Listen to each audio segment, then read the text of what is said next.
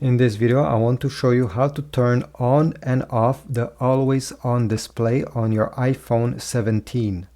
First thing is to open the settings app. Then you need to scroll down until you see display and brightness. Tap on this, scroll down, and you should see always on display. By default, your phone comes with this setting turned on.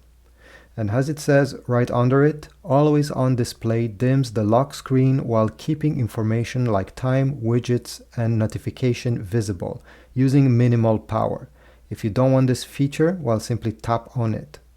And now you can customize each of these settings. So if you want to completely turn off always on display, well, it's the last toggle over here. But you can also, for example, say that you don't want your notification on your always on display, or let's say blur wallpaper photo. I mean, you can customize this slightly over there, but overall, this is the on off button you're looking for. Thanks for watching. If you found this video helpful, leave a like, subscribe, comment down below, and I will see you in the next video.